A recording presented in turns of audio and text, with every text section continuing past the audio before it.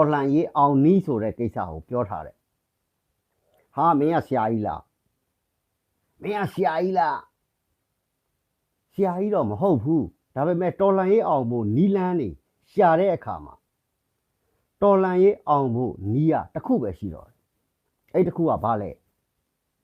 အဲ့တော့ဗမာတွေပြောတဲ့စကားရှိတယ်ဘရင်အောင်ဖောင်ဖြတ်တယ်ဘရင်အောင်ဘာဖြစ်လို့ဖောင်ဖြတ်လဲဆိုတော့သူ့တပ်ထဲမှာမနိုင်ရင်ပြေးမယ်ဆိုတဲ့ကောင်တွေရှိတယ်သူ့တပ်ထဲမှာမနိုင်ရင်ပြေးမဲ့ကောင်တွေရှိတယ်ဆိုတာကိုတပ်မှုကသိနေတယ်အဲ့ဒီခါကျတော့မင်းတို့ပြေးလို့မလွတ်အောင်ဆိုပြီးတော့ဖောင်ဖြတ်လိုက်တယ်ဖောင်ရှိနေတဲ့ဟေးဆိုလို့ရှိရင်တိုက်မယ်မနိုင်ဘူးဆိုလို့ရှိရင်အဲ့ဒီဖောင်ပေါ်တက်ပြီးတော့ဟိုဘက်ကပြန်ကူးပြေးမယ်ဆိုတော့ကြောက်တဲ့ကောင်တွေရှိနေတယ်နော်ဟိုဘက်ဒီဘက်ခွာထိုင်းနေတဲ့ကောင်တွေရှိနေတယ်ဒါကြောင့်မလို့ဘရင်အောင်ဖောင်ဖြတ်ဟာမင်းဘရင်အောင်ဖောင်ဖြတ်တာနဲ့ຫນွေဦးတော်လှန်ရေးနဲ့ဘာဆိုင်လဲဆိုင်နာမှာပက်ဆက်ဆက်ဆိုင်နေဆိုင်နာမှာပက်ဆက်ဆက်ဆိုင်နေຫນွေဦးတော်လှန်ရေးက9နှစ်ပြည့်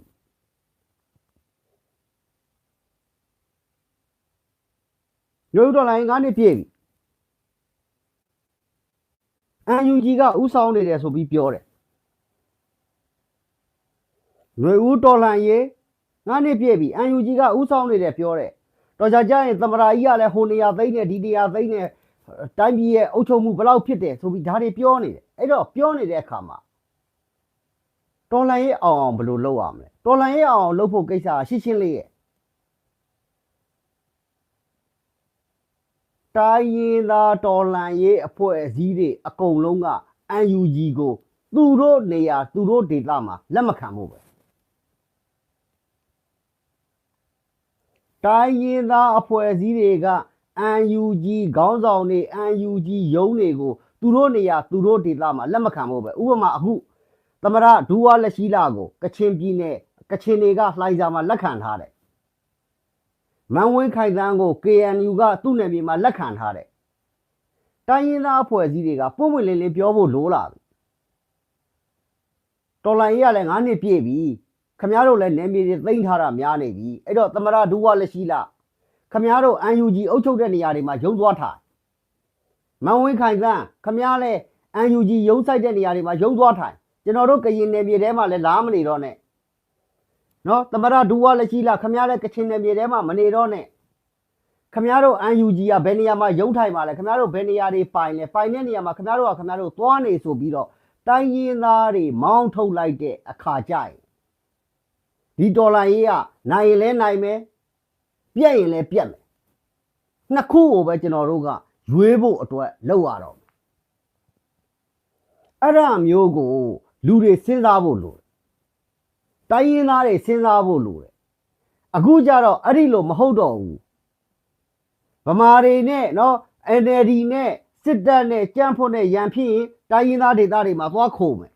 ဒေါ်အောင်ဆန်းစုကြည်ကိုလွတ်လိုက်လို့ရှိရင်ရန်ကုန်မှာပြန်တက်မယ်နေပြည်တော်မှာပြန်သွားမယ်ဒီလိုမျိုးတွေဖြစ်နေတဲ့အခါမှာတိုင်းရင်းသားတွေအနေနဲ့နော်တိုင်းရင်းသားတော်လှန်ရေးအဖွဲ့အစည်းတွေအနေနဲ့ဒီတော်လှန်ရေးကိုစာနာတယ်ဒီတော်လှန်ရေးကိုထောက်ခံတယ်ဒီတော်လှန်ရေးကိုကူညီတယ်ဒီမဟာမိတ်တွေကိုလေးစားတယ်ဆိုပေမဲ့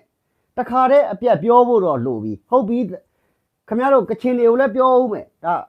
နော်ဟိုဂျင်းဖောဝမ်ဖောင်ဆိုတာကိုနဲ့ညီကိုပေါင်နှမတွေအကုန်လုံးချစ်တယ်ခင်းတယ်ခင်ဗျားတို့သမရဒူဝါလက်ရှိလာသမရဖြစ်သွားပြီဟေးဆိုလို့ရှိရင်သူကတနိုင်ငံလုံးနဲ့ဆိုင်သွားပြီ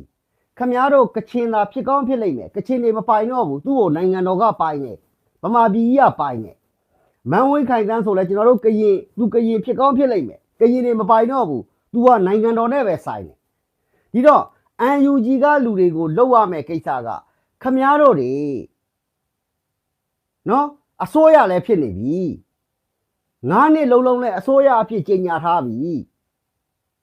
နော်အဲ့တော့ခမားတို့အစိုးရဖြစ်တယ်ခမားတို့နယ်မြေတွေသိမ်းထားတယ်ဆိုလို့ရှိရင်ခမားတို့သိမ်းထားတဲ့နယ်မြေတွေမှာခမားတို့ပြန်နေတော့ခမားတို့သမရာကြီးကိုလည်းခမားတို့ခေါ်သွားတော့ခမားတို့ဝင်ကြီးချုပ်ကြီးကိုလည်းခမားတို့ခေါ်သွားတော့ကျွန်တော်တို့နယ်မြေတွေမှာကရင် KNU ကလည်းကရင်တွေအုပ်ချုပ်နိုင်အောင်နော်ကရင်ပြည်နယ်လွတ်မြောက်နိုင်အောင်ဖက်ဒရယ်ပဲခမားတို့ပြောတဲ့ဖက်ဒရယ်ပဲသဘောထားပါဗျာကိုပြည်နယ်မှာကိုအုပ်ချုပ်နိုင်အောင်ကိုဟာကိုစ조사မယ်ကချင်တွေကလည်းဖက်ဒရယ်ဆိုလို့ရှိရင်ကချင်ပြည်နယ်ပေါ့ဒါမှမဟုတ်ကချင်ယူနစ်ပေါ့အဲ့ဒါတွေဖြစ်အောင်လုပ်တော့မယ် ခမားတို့သမရတွေဝင်ကြီးချုပ်တွေကိုနေရာကိုပြန်ကြပါတော့ခမားတို့ဘယ်နေရာလဲခမားတို့သိမ်းထားတာဘယ်နေရာလဲခမားတို့နေပြည်တော်ဘယ်နေရာလဲအဲ့နေရာအဲ့လိုပြန်ခိုင်းမှာပဲဒီတော်လန်ရေးကဖောင်ဖြတ်တယ်လို့လုပ်တယ်လို့ဖြစ်တော့မယ်အဲ့ခါကျရင်ရှင်းပြီဒူဝါလက်ရှိလာလဲသူတို့ UNG ဟာဘယ်နေရာတွေစိုးမိုးထားလဲ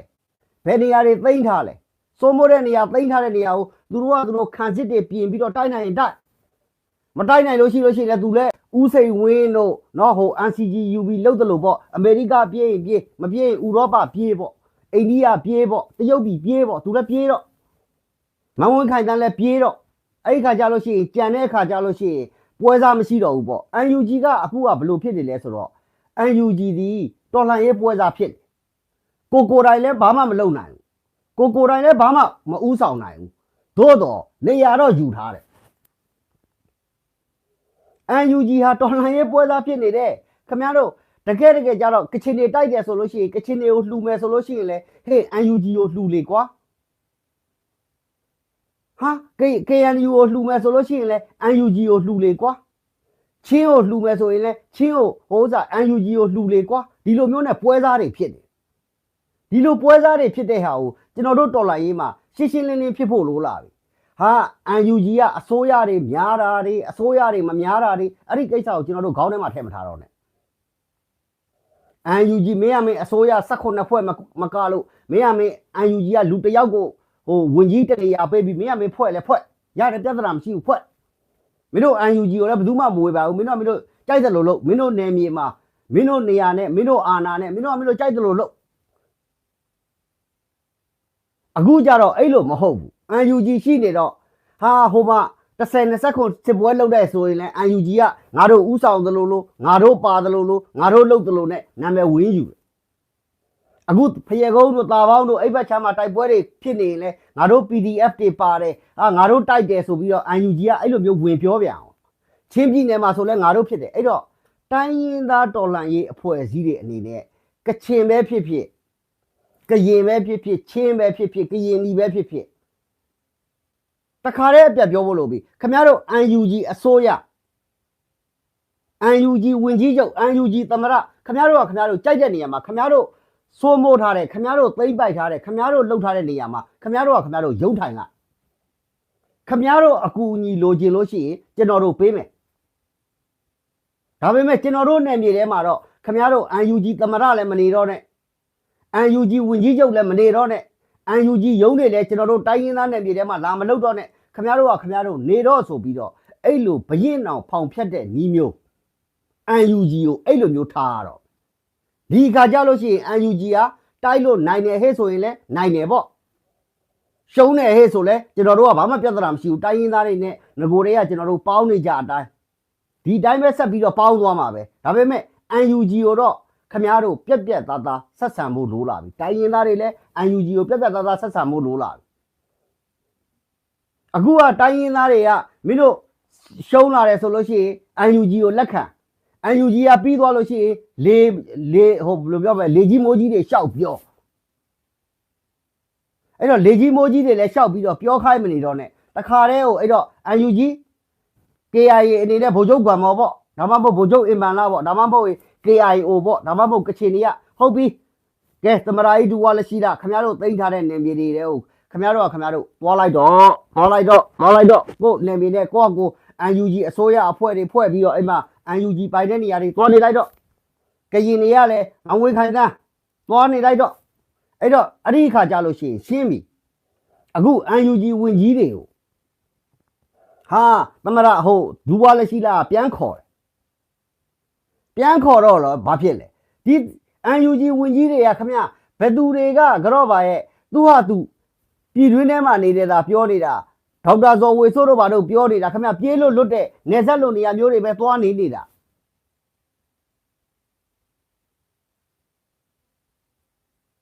ဒီတော့တော်လန်ရဲ့တရက်အောင်မြင်ပြီးဟဲ့ဆိုလို့ရှိရင်တချို့ကိစ္စတွေကပြက်သားလှုပ်ဖို့လိုလာပြီတချို့ကိစ္စတွေမဟုတ်ဘူးအများစုကပြက်သားလှုပ်ဖို့လိုလာပြီအဲ့တော့ကချင်တွေကအခုဒူဝါလက်ရှိလာကိုလှိုင်စာမှာလက်ခံထားတယ်နေထားတယ်ဒါခမဟိုမဟာမိတ်မလို့လက်ခံတာလားကချင်မလို့လက်ခံတာလား Camaro ကဒူဝါလက်ရှိလာကိုကချင်လို့ပြောရင်တော့မှဒူဝါလက်ရှိလာသမရဖြစ်သွားတဲ့အတွက် तू ကတနိုင်ငံလုံးကိစ္စပဲ तू စဉ်းစားရတော့မှ तू ကချင်တစ်မျိုးတည်းကိစ္စကို तू စဉ်းစားလို့မရဘူးမန်ဝင်းခိုင်တန်းကိစ္စပြောပြီးဟဲ့ဆိုလဲမန်ဝင်းခိုင်တန်းတနိုင်ငံလုံးကိစ္စစဉ်းစားရမှာကရင်တစ်မျိုးတည်းကိစ္စကိုစဉ်းစားလို့မရဘူးဒီလိုပြဿနာတွေဖြစ်လာတဲ့အခါအခုကလူတွေကဖြစ်နေတဲ့ကိစ္စကဘရင်အောင်ဖောင်ဖြတ်တဲ့ကိစ္စမဟုတ်တော့ဘူးဘရင်အောင်ဖောင်ဖြတ်တဲ့ကိစ္စမျိုးလည်းမဟုတ်ဘူးတော်လန်ရေးလုပ်နေတာလည်းမဟုတ်တော့ဘူးဒူဝါလည်းရှိလာလဲသူကသူပြောချင်တဲ့မိန်ကွန်းပြောနေတာအဲ့ဒါလွတ်လပ်တဲ့နေရာကနေသူပြောနေတာနိုင်ငံခြားသွားနေတဲ့လူမှမဟုတ်ဘူးလှိုင်စားလွတ်လပ်နေတဲ့လှိုင်စားလုံယုံနေလို့အဲ့ဒီနေရာကနေသူပြောနေတာဘာမှသူလူထုနဲ့လည်းဟိုပြည်တွင်းထဲမှာနေတယ်ဆိုတဲ့ကိစ္စပဲပြောနေတာလူထုနဲ့လည်းအတူတူနေနေတာမဟုတ်ဘူးမန်ဝင်းခိုင်တန်းလည်းပြောချင်တာရှောက်ပြောနေတာကရင်တွေကာကွယ်ပေးထားတာ UNG ကာကွယ်တာမဟုတ်ဘူးကရင်တွေကာကွယ်ပေးထားတာဒီတော့ခင်ဗျားတို့ UNG ကိုပြောเสียဖြစ်လာပြီမင်းတို့ UNG ဟာကိုခေါင်းဆောင်နေတော့မှကိုကာကွယ်ပေးနိုင်လားမင်းတို့ UNG ရဲ့တပ်ရင်း330တို့တပ်ရင်း3300တို့တပ်ရင်း4500တို့ဆိုတဲ့ကိစ္စဟာမင်းတို့ကိုခေါင်းဆောင်ကိုကိုအကာအကွယ်ပေးနိုင်လား UNG PDF တွေက MOD အောက်က PDF တွေကမင်းတို့တနိုင်ငံလုံးသိမ်းတဲ့ကိစ္စကိုမပြောတော့နဲ့အဲ့ဒါဘယ်သူမှမပြောတဲ့ကိစ္စကိုပြောတော့ငင်းချမ်းအောင်ကအစဲခံရအောင်စပြီးတော့ဖွာပေးတယ်ဆိုပြီးဖြစ်အောင်မယ်ငင်းချမ်းအောင်ကစပြီးတော့ဖွာပေးတယ်ဆိုတဲ့ကိစ္စဖြစ်အောင်မယ်တစ်ချက်အခုမေးပြီ MOD ကတော့ကြာမန္တလေးသိမ်းမယ်နေပြည်တော်သိမ်းမယ်ရန်ကုန်သိမ်းမယ်ရှိသမျှတကဘာလုံးကိုပတ်သိမ်းနေတာဟုတ်ပြီမင်းတို့တကဘာလုံးကိုပတ်သိမ်းတာခဏထားမင်းတို့ရဲ့ဝင်ကြီးချုပ်မင်းတို့ရဲ့သမရမင်းတို့ရဲ့ဒီဟိုကာကွယ်ရေးဦးစီးချုပ်ဦးရေမွန်တော်မှမင်းတို့အကာအကွယ်ပေးနိုင်လားလူထုကိုအကာအကွယ်ပေးဖို့ကိစ္စမပြောသေးဘူးနော်လူထုဆိုတာရန်ကုန်တို့မန္တလေးတို့မှာပြန့်နှံ့နေတာစစ်တပ်လက်အောက်မှာနေနေတာတော့ကြာစစ်တပ်ကခေါ်ရိုက်ပြီးလဲလူထုကခံရတယ်ဒီတော့လူထုကိစ္စကိုမပြောတော့ဘူးလူထုကိုအကာအကွယ်ပေးတာမပေးတာခဏဘေးမှာဖယ်ထားမင်းတို့ MOD လက်အောက်မှာရှိနေတဲ့တပ်ရင်း330တပ်ရင်း3300တပ်ရင်း33000ပေါ့အခေါ်ပဏီတက်ကြီးပေါ့ဟိုဗုဒ္ဓဘာသာလို့ပြောလို့ရှိရင်အခေါ်ပဏီတက်ကြီးပေါ့အဲ့လိုမျိုးတက်ကြီးတွေအကုန်လုံးကကိုယ်သမရကိုဝင်ကြီးချုပ်ကိုဝင်ကြီးတွေနောက်ဆုံးဥယျာဉ်မောအစမင်းတို့အကာအကွယ်ပေးနိုင်လားအခုကချင်တို့ကရင်တို့ရှမ်းတို့မွန်တို့ချင်းတို့အကုန်သိမ်းထားတယ်ဆိုတာသူတို့နယ်မြေတွေအကုန်လုံးကိုသူတို့ငကိုတဲကသိမ်းနေတာငကိုတဲကအုပ်ချုပ်နေတာ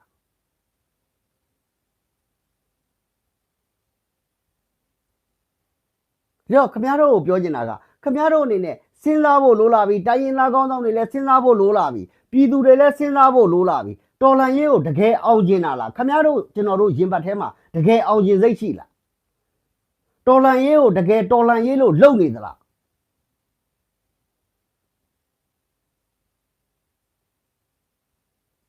တော်လန်ရေးအောင်မြင်ဖို့အတွက်ငါတို့နီးလန်းတွေပြောင်းပြီးတော့စဉ်းစားဖို့မလိုဘူးလားငါတို့တွေနီးပညာတာတယ်နီးပညာတာတဲ့အချိန်မှာစစ်တပ်ကိုငါတို့ဘလို့နိုင်အောင်ချခဲ့တယ်လေငါတို့ကအဲ့ခေတ်စစ်တပ်ကဒရုန်းမသုံးတဲ့ခေတ်မှာငါတို့ကဒရုန်းသုံးနိုင်ငါတို့စစ်တပ်ကိုဘလို့ကြိတ်ခဲ့တယ်လေငါတို့စစ်တပ်ကိုဘလို့ချခဲ့တယ်လေခင်ဗျားတို့ပြန်စဉ်းစားကြည့်ငါတို့မှာတစ်ချက်စစ်တပ်ထက်ငါတို့ဟာတော်လန်ရေးလုပ်နေတဲ့လူတွေဟာအမြဲတမ်းရှေ့ဆုံးမှာရှိနေရမယ်နီးပညာအရလည်းငါတို့သားနေရမယ်နော်ဟိုနီးပညာအရနော်နောက်ပြီးလို့ရှိရင် view ဟာအရအကုန်လုံးကငါတို့ကသားနေရမယ်ဒီလိုမျိုးကိုယ့်ဘက်ကစစ်တပ်ထက်ခြေလန့်အမြဲတမ်းတလှမ်းခြေလန့်ပြောရင်စစ်တပ်ထက်ခြေလန့်တလှမ်းတော့မဟုတ်ဘူးစစ်တပ်ထက်ငါတို့ကခြေလန့်စစ်တပ်ကခြေလန့်တလှမ်းစစ်တပ်ထက်ငါတို့ကခြေလန့်အလှမ်း100လောက်သားနေရမယ်ဆိုတဲ့အတွေးအခေါ်မျိုးငါတို့တွေတကယ်အနစ်နာခံပြီးတော့တကယ်တိုက်မယ်ဆိုတဲ့အတွေးအခေါ်မျိုးကျွန်တော်တို့တွေပြောင်းဖို့မလိုဘူးလားကျွန်တော်တို့တွေစဉ်းစားဖို့မလိုဘူးလားနိုင်ငံတကာပညာရှင်တွေကျမကတော့ဘာဖြစ်တယ်ကျွန်တော်ကတော့ဘာဖြစ်တယ်အဲ့ဒါတွေပြောမနေတော့နဲ့တစ်ချက်မင်းတို့ UNG ကိုကြံတဲ့မိကုန်းတွေရှောက်ပြောမနေနဲ့ရန်ကုန်တွေမန္တလေးတွေပသိမ်တွေ နော်ရှိသမျှမြို့ကြီးတွေနယူးယောက်တွေဝါရှင်တန်တွေအဲ့ဒီကိစ္စတွေခဏဘေးမှာဖယ်ထားအဲ့ဒါတွေသိမ့်ဖို့မသိမ့်ဖို့ပြော UNG မှာရှိနေတဲ့ MOD လက်အောက်ကတပ်ရင်း330တို့တပ်ရင်း3300တို့ကကိုယ်သမရကိုယ်ဝင်ကြီးချုပ်ကိုအကာအကွယ်ပေးနိုင်ပြီလားမြို့တွေသိမ်းတာတွေရွာတွေသိမ်းတာတွေနော်စัจ java လာကြီးကိုသိမ်းတာတွေဂျိုကြီးကိုလုံးကိုသိမ်းတာတွေအဲ့ဒါတွေခဏဘေးမှာဖယ်ထား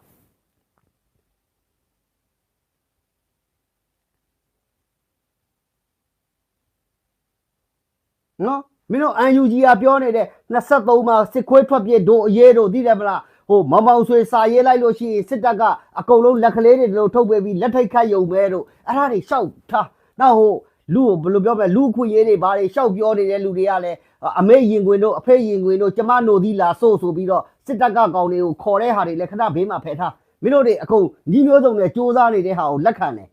ကျမရင်ခွင်တွေအမေရင်ခွင်တွေမဟုတ်ဘူးကျမနို့လာဆို့ဆိုပြီးခေါ်လဲစစ်တပ်ကကောင်တွေမလာဘူးဗိုလ်ချုပ်တွေကမလာဘူးငတ်ပြတ်နေတဲ့ကောင်တွေပဲ